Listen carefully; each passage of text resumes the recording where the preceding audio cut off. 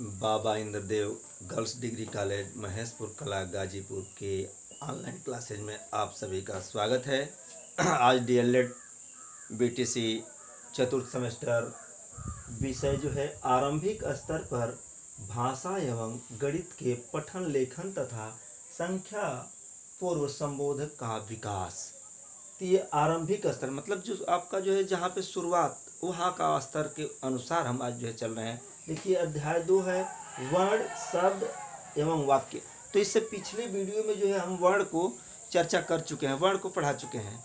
अब आज हम देखेंगे शब्द के बारे में जो है चर्चा करेंगे कि शब्द है क्या। अब देखिए शब्द, तो शब्द जो है वर्णों के सार्थक समूह को शब्द कहते हैं। ये वर्णों के सार्थक समूह को शब्द कहते हैं। जैसे आप देखेंगे क म ल, ठीक। अब इसको जो है कमल, आप कहीं देखेंगे ज हा ज, अगर हम इसका जो है ये सार्थक हो गया, अगर यही लिख देंगे हम ल क म,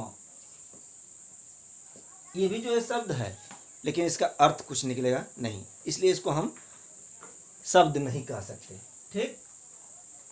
अब हम देखेंगे शब्द की परिभाषा। शब्द की परिभाषा क्या है? निश्चित अर्थ को आरंभिक करने वाले, निश्चित अर्थ को अभिव्यक्त करने वाले वर्णों के समूह को शब्द कहते हैं, ठीक। एक बार पुनः फिर रिवाइज कर रहे हैं। निश्चित अर्थों को अभिव्यक्त करने वाले वर्णों के समूह को हम शब्द कहते हैं। अब देखेंगे हम शब्द के भेद। शब्द के भेद को देखेंगे पांच प्रकार का इसमें जो है बताया गया है। अर्थ के आधार पे, रचना के आधार पे, उत्पत्ति के आधार पे और प्रयोग के आधार पे और व्याकरणिक प्रकार के आधार पे। तो 5 प्रकार है। अब इसमें हम देखते हैं पहला जो है अर्थ के आधार पे हम देखते हैं। तो अर्थ के आधार पे भी जो है 7 प्रकार का बताया गया है। एकार्थी शब्द, अनेकार्थिक शब्द और सार्थक शब्द और निरर्थक शब्द, पर्यायवाची शब्द, विलोम शब्द, श्रुति शब्द, भिन्नार्थक शब्द। ये जो है 7 प्रकार के हैं। तो हम देखते हैं एकार्थी शब्द। वे शब्द होते हैं जिनका केवल एक ही अर्थ जो है निकलता हो, उसको हम क्या कहेंगे? एकार्थी शब्द। अब उसके बाद हम देखेंगे अनेकार्थिक शब्द। जिसका अनेक अर्थ निकलता हो उसको हम अनेकार्थिक शब्द कहते हैं। जैसे कनक हो गया, सार हो गया, इन लोगों का जो है अलग अलग जो है, कनक का धतूरा, सोना, ये जो है निकलता है, तो अनेक अर्थ निकलते हैं। अब इसके बाद देखेंगे सार्थक शब्द। सार्थक शब्द जिसका सही अर्थ निकलता हो उसको हम सार्थक शब्द कहते हैं। जैसे भोजन, माँ, ये जो है सार्थक है। अब निरर्थक को देखते हैं हम, जिसका अर्थ नहीं निकलता हो उसको हम निरर्थक शब्द कहते हैं। जैसे ओजन, भोजन, ओजन, बाल्टी, ओल्टी, तो ओल्टी जो है निरर्थक है और ओजन भी निरर्थक है, ये जो है निरर्थक का जो हो गया। अब हम देखेंगे पर्यायवाची शब्द। तो पर्यायवाची जो शब्द अनेक अर्थ एक, शब्द अनेक अर्थ एक, उसको हम क्या कहेंगे? पर्यायवाची। जैसे कमल का देखिए, कमल का रोज, सूर्य का देख लेंगे, दिनकर, भानु, भास्कर, ये जो है इसको जो हम पर्यायवाची शब्द कहते हैं। अब इसके बाद देखेंगे विलोम शब्द। जो एक दूसरे के विपरीत अर्थ देते हैं उनको हम क्या कहेंगे? विलोम शब्द। जैसे दिन, रात, आकाश, पाताल, सुख, दुख, ये जो है पर्यायवाची। सम, श्रुति, भिन्नार्थक, ये जो है सुनने में समान, जो उच्चारण करने में समान अर्थ होते हैं लेकिन उनका अर्थ जो है अलग अलग होता है। जैसे अंश मने कंधा और अंश मने भाग, टुकड़ा, कुल मने वंश और कुल मने किनारा, ये भी होता है। अब इसके बाद हम देखेंगे रचना के आधार पर। रचना के आधार पे रूढ़ शब्द, यौगिक शब्द और योग रूढ़। तो हम अब देखेंगे रूढ़ शब्द। रूढ़ शब्द उसे कहते हैं जिनका खंड होने के बाद उसका अर्थ न निकलता हो, उसको हम क्या कहेंगे? रूढ़ शब्द कहते हैं। जैसे नाक, कान, ये जो रूढ़ शब्द हैं। अब इसके बाद यौगिक शब्द देखेंगे। यौगिक शब्द में जो दो शब्दों से मिलकर बना होता है उसको हम यौगिक शब्द कहते हैं, जैसे दूध वाला, चाय वाला, या इसी तरह के जो भी शब्द होते हैं उनको हम यौगिक शब्द कहते हैं। अब इसके बाद योग रूढ़ देखेंगे।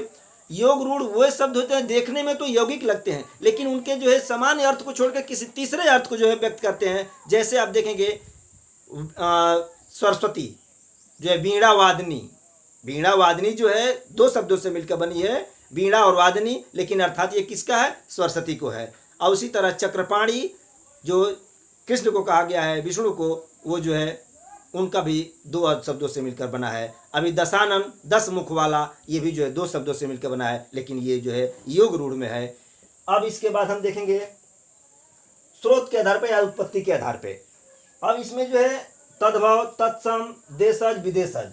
तो तद्भव हम उसको कहते हैं जो संस्कृत से परिवर्तित होकर हिंदी में प्रयुक्त होता है, उसको हम तद्भव शब्द कहते हैं। और उसके बाद देखेंगे तत्सम शब्द। तत्सम शब्द वे शब्द हैं जो संस्कृत के ज्यों के त्यों जो है आपके हिंदी में प्रयोग होते हैं, उसको हम तत्सम शब्द कहते हैं।